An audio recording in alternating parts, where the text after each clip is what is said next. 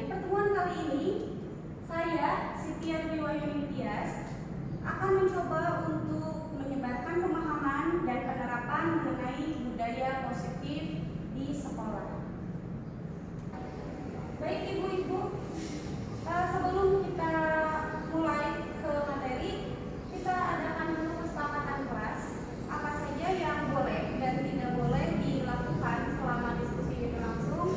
Nah, tentunya kesepakatan kelas ini berasal dari Ibu-Ibu semua. Silakan, ada yang memberikan masukan? Berdoa sebelum dimulai.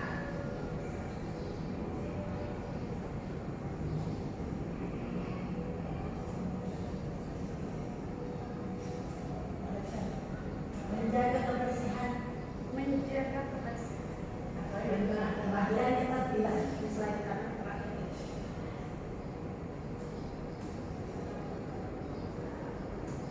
Boleh menggunakan gadget untuk searching.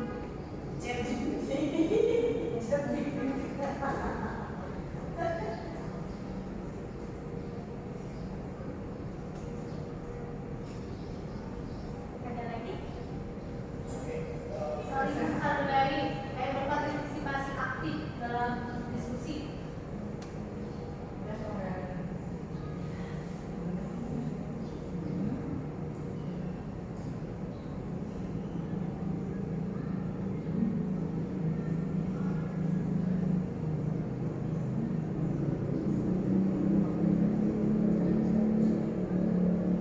Nah, baik. Ini adalah kesepakatan kelas kita untuk diskusi kali ini. Yang pertama, berdoa sebelum dimulai. Kemudian yang kedua, menjaga kebersihan dan ketertiban. Lalu yang ketiga, boleh menggunakan gadget untuk searching. Dan yang keempat, berpartisipasi aktif dalam diskusi. Adapun konsep inti dari budaya positif, yang pertama itu adalah perubahan paradigma belajar. Kemudian yang kedua ada disiplin positif dan motivasi perilaku manusia. Yang ketiga kebutuhan dasar manusia. Yang keempat keyakinan kelas. Yang kelima 5 posisi kontrol. Dan yang keenam segitiga restitusi. Nah, sebelum beranjak pada materi ini, mari kita lakukan dulu ice breaking. Siap Ibu-Ibu? Siap. Siap ya? Ya. Kalau misalnya saya mengatakan pagi, maka 1 kali tepuk tangan. Kalau siang 2 kali.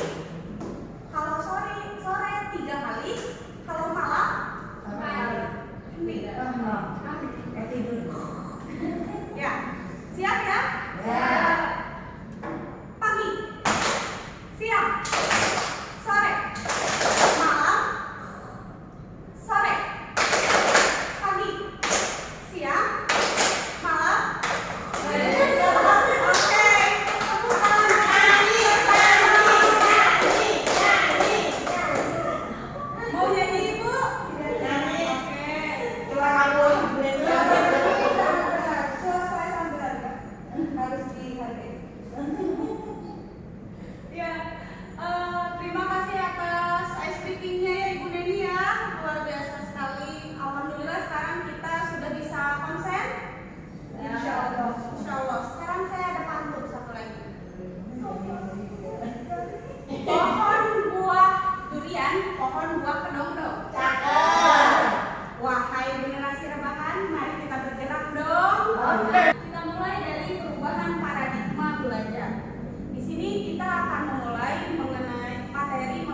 pembelajaran berdasarkan paradigma dari filosofi Ki Hajar Dewantara, di mana tujuan pendidikan yang pertama itu ingin melepaskan dari perintah dan kendali orang.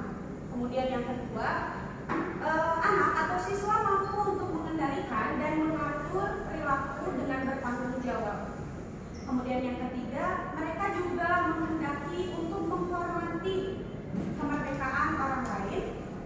Dan yang keempat, mereka berdaya dan fokus pada menciptakan kebahagiaan mereka sendiri. Nah, Bapak Ibu. Nah, Ibu di dalam. Nah, sudah ada di dalam paradigma belajar baru ini? Sebagian? Sudah ya? Alhamdulillah, mudah-mudahan kita semua menuju pada paradigma baru dalam pembelajaran.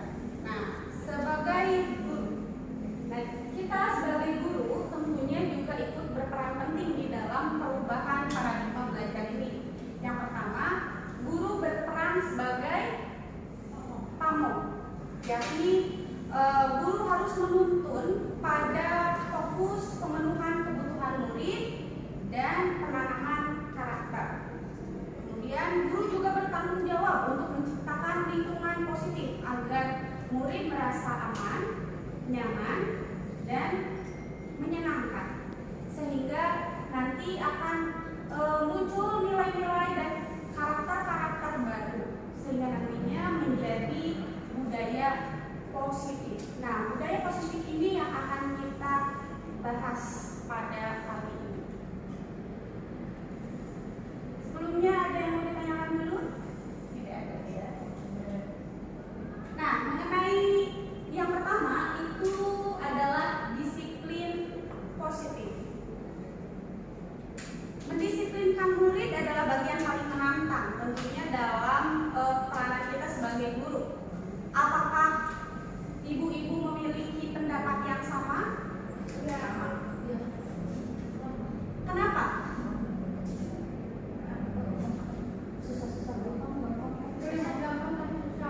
Terlihat gampang tapi susah. Nah, disiplin sendiri menurut Bapak Ibu apa? Menurut Ibu apa ya?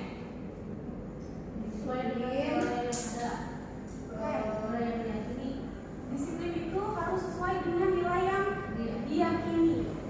Disiplin itu berarti dia sudah menjadi seseorang yang melakukan segala sesuatunya sesuai dengan norma-norma atau aturan-aturannya. Nah, ya, betul sekali ya Ibu ya. Jadi memang disiplin itu membuat siswa untuk termotivasi menggali potensi dirinya, termasuk juga mereka akan bertanggung jawab atas segala tindakan yang mereka lakukan berdasarkan pada nilai-nilai yang mereka yakini. Nah, apakah masih menantang mendisiplinkan murid? Masih. Nah, di sini ada mengenai teori motivasi. Ketika tadi ibu-ibu mengatakan bahwa mendisiplinkan siswa itu merupakan satu pekerjaan yang sangat menantang, ada satu hal yang sangat berkaitan erat dengan disiplin positif, yaitu motivasi. Motivasi sendiri boleh mangga. Nah, motivasi sendiri itu terbagi menjadi dua. Ada motivasi ekstrinsik dan motivasi intrinsik. Ekstrinsik itu di mana siswa ketika mereka termotivasi untuk melakukan sesuatu, tergerak untuk melakukan sesuatu, mereka ingin mengharapkan suatu imbalan atau penghargaan dari orang lain, ataupun bisa jadi mereka menghindari ketidaknyamanan dan hukuman. Itu adalah motivasi ekstrinsik. Kemudian ada motivasi lain, yaitu motivasi intrinsik, di mana motivasi ini berasal dari diri murid yang nantinya mereka ingin menjadi orang yang mereka inginkan dan menghargai diri sendiri dengan nilai-nilai yang mereka percaya. Jadi memang ketika menggunakan teori motivasi intrinsik, mereka pada akhirnya akan lebih bertanggung jawab. Mereka akan lebih mandiri untuk melakukan sesuatu, termasuk juga disiplin diri. Nah, tujuan disiplin positif yaitu menanamkan motivasi intrinsik pada murid-murid untuk menjadi orang yang mereka inginkan dan menghargai diri sendiri dengan nilai-nilai yang mereka percaya. Nah, kemudian untuk nilai-nilai sendiri, apakah di sekolah kita ada nilai universal yang sudah kita sepakati bersama? Sudah. Apa?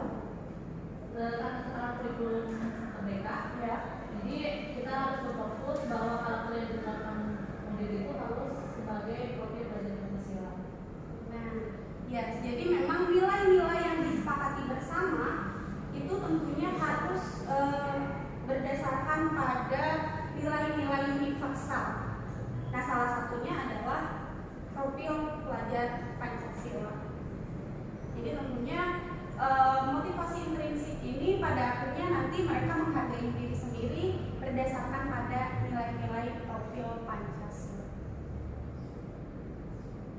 Nah, kemudian tadi sedikit disinggung mengenai motivasi ekstrinsik yang di dalamnya adalah menghindari hukuman. Barangkali saya sendiri itu bisa saja pernah melakukan hukuman terhadap anak secara tidak sengaja ataupun disengaja. Nah, di sini ada 4 contoh hukuman dan konsekuensi. Dari keempat ini, coba kita mulai dari nomor 1. Nomor 1, apakah ini termasuk ke dalam hukuman atau konsekuensi?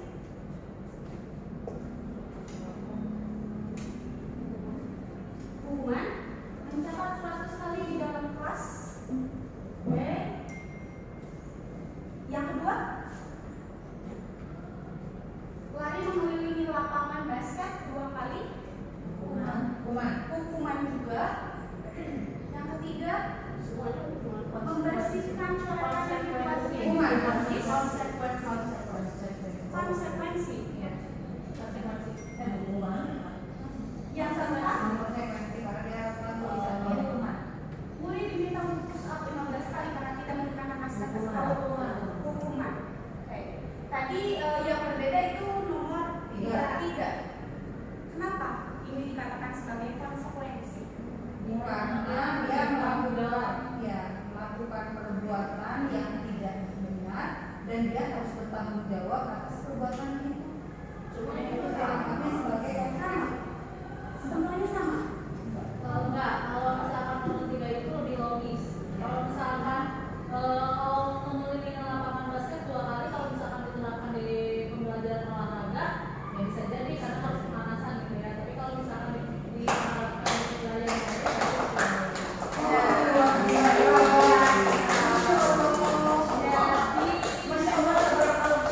Luar biasa ya. Jadi memang untuk konsekuensi ini berbeda dengan hukuman, di mana konsekuensi anak sudah tahu sebab dan akibat yang akan mereka terima. Sedangkan kalau hukuman itu tidak, dan lebih bersifat fisik ataupun verbal.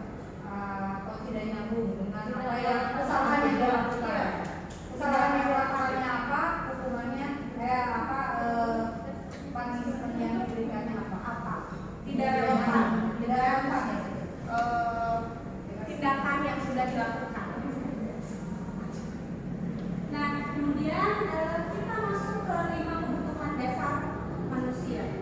Tadi ketika anak ada yang melakukan suatu hal, misalnya pelanggaran, kemudian ada sebagian guru yang melakukan hukuman atau misalnya konsekuensi, dan satu lagi itu ada yang dikenal dengan restitusi. Nanti kita akan bahas di pembahasan selanjutnya. Tentunya itu ada kebutuhan dasar sebagai manusia yang ingin mereka penuhi. Nah, di sini ada beberapa kalimat yang belum sempurna. Ada yang mau menebak apa saja 5 kebutuhan dasar manusia? Wah, luar biasa. 1, 2, 3. Maka ibu mau yang sebelah mana dulu? Ya, hidup. Bertahan hidup. Kasih sayang. Kasih sayang. Pengawasan.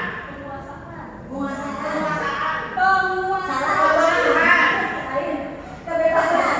Kebebasan. Apakah benar 5 kebutuhan dasar manusia itu tadi yang disebutkan, yaitu bertahan hidup, kasih sayang, penguasaan, kebebasan, dan kesenangan? Sekian. 5 kebutuhan dasar manusia. Nah, ini jadi sangat berkaitan erat dengan perilaku kita.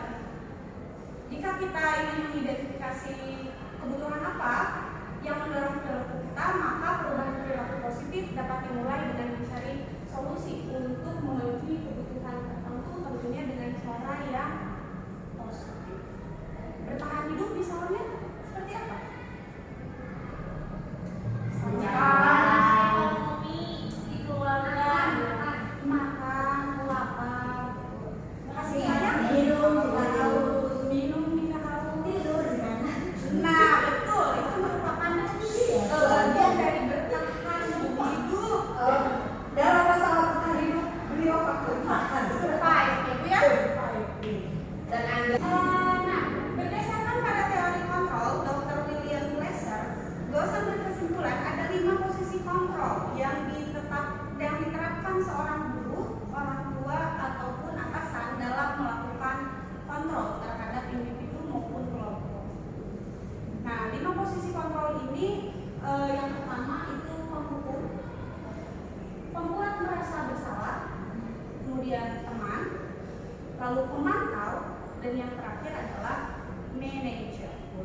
buat masa. Nah, mari kita refleksi bersama Ibu-ibu. Selama kita mengajar, kita menempatkan diri kita di posisi yang mana? Pembuat merasa bersalah.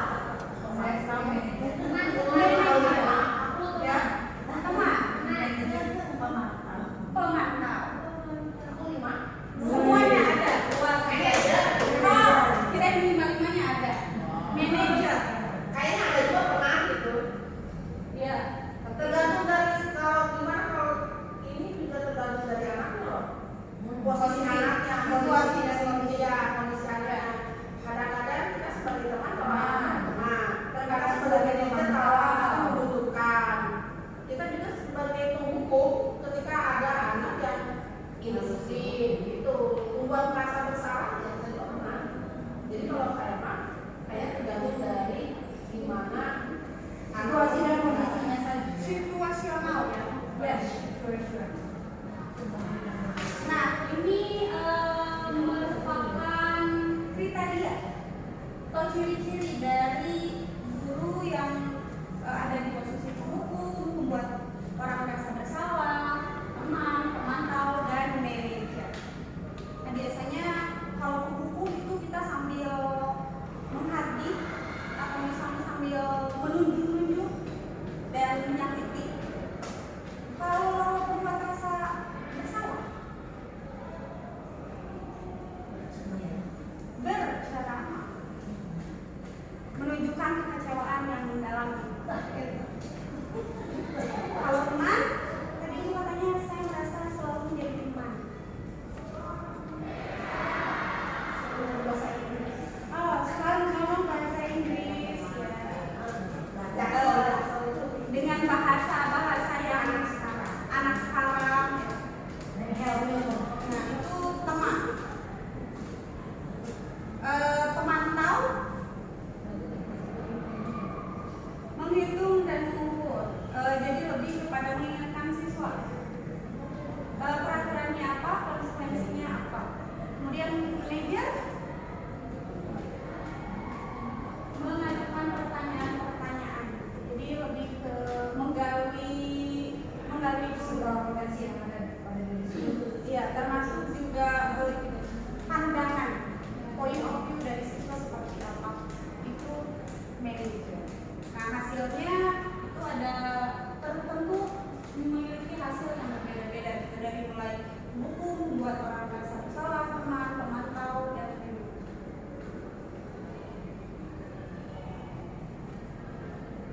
Nah, dampaknya juga berbeda.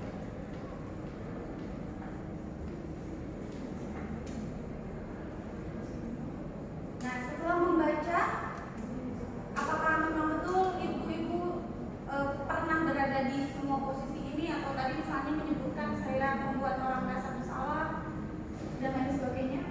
Berdasarkan 28 tahun saya mengajar, saya sudah pernah merasakan kelima posisi. Sudah pernah merasakan kelima posisi tersebut ya. Nah, memang untuk menciptakan disiplin positif siswa itu tentunya kita sebaiknya berada di posisi sebagai manajer, dimana nantinya pada akhirnya siswa akan mengevaluasi kesalahannya sendiri dan bagaimana belajar untuk memperbaiki kesalahannya. Nah, ini ya, selama ini Anda sebagai guru telah mengambil posisi kontrol yang mana? Tadi sudah disebutkan oleh ibu semua. Nah, kemudian kita beranjak ke materi selanjutnya mengenai keyakinan kelas. Keyakinan kelas. Kenapa di sini disebutkan keyakinan kelas, bukan peraturan kelas? Apakah keyakinan kelas sama dengan kesepakatan kelas?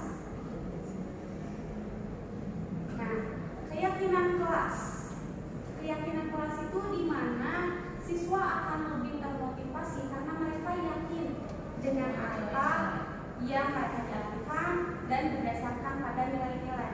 Kemudian tadi apakah sama dengan kesepakatan kelas? Tentunya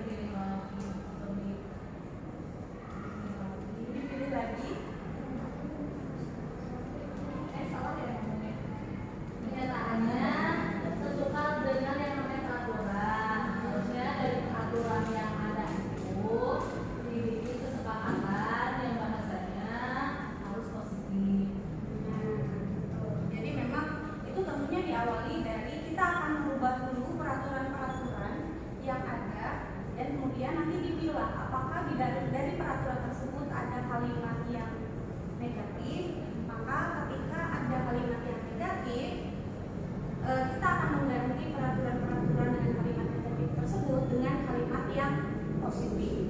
Nah, dari kalimat-kalimat positif kita juga akan menemukan nilai-nilai kebajikan apa yang terdapat di dalamnya.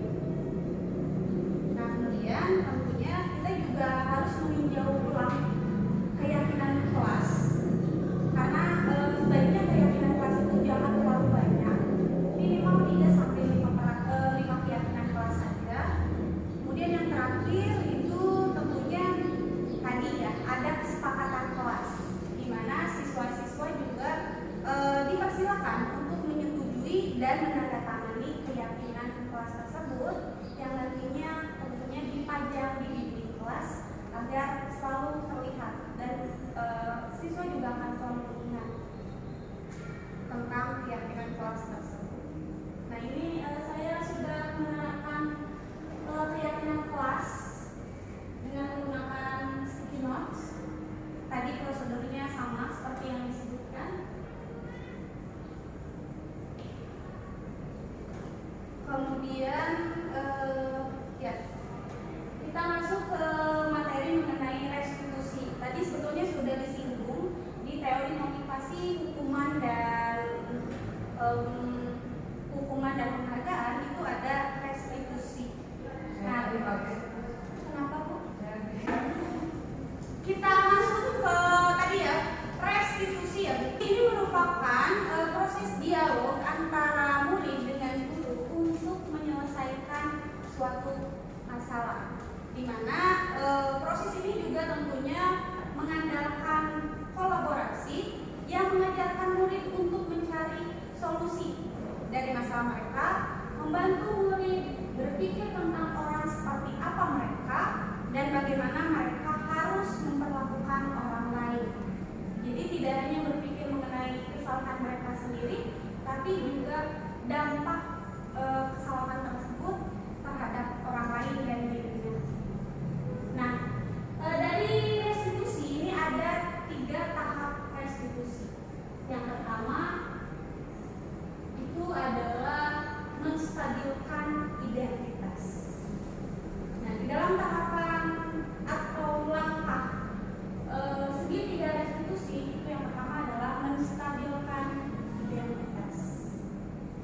Menstabilkan identitas bertujuan untuk mengubah identitas yang tadinya gagal itu menjadi identitas yang tidak gagal atau identitas yang sukses. Kemudian yang kedua itu adalah validasi tindakan yang salah. Nah, ini tentunya berkaitan erat dengan tadi mengenai pemenuhan kebutuhan hidup seseorang. Kemudian yang terakhir itu adalah menanyakan keyakinan. Ini berhubungan erat dengan tadi keyakinan kelas ataupun sekolah yang sudah dilakukan, ataupun keyakinan dirinya sendiri. Nah, jadi ada 3 langkah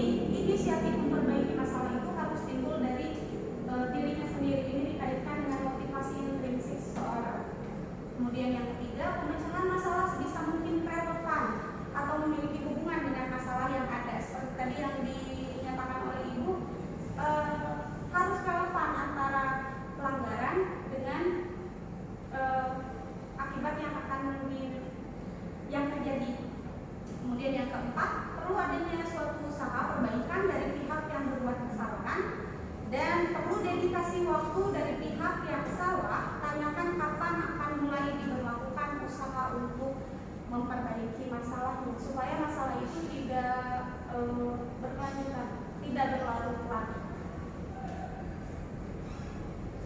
Nah, sampai di sini ada yang mau ditanyakan dulu, ibu-ibu?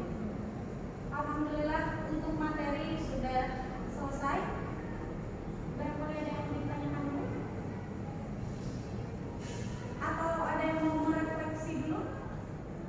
Apakah ibu-ibu sudah pernah melakukan segitiga restitusi di dalam penyelesaian masalah anak?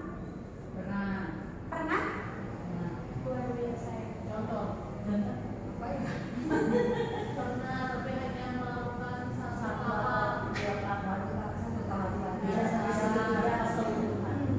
Ya. Misalnya, misalnya hanya dengan ini menstabilkan identitas di sini tidak memperlu suasana tapi ingin menyelesaikan dari masalah solusi dari masalah yang ada. Jadi sama dengan ya jadi memang kita pernah melakukan segitiga restitusi meskipun belum semua langkah-langkah tersebut diterapkan. Luar biasa sekali Bapak Ibu. Baik, kita sudah berada di penghujung diskusi. Mari saya simpulkan. Yang pertama mengenai disiplin positif itu merupakan konsep inti dari budaya positif. Kemudian yang kedua pemenuhan kebutuhan dasar manusia. Yang ketiga ada yang disebut dengan keyakinan kelas. Kemudian yang keempat ada mengenai 5 posisi kontrol, dan yang terakhir itu adalah segitiga restitusi.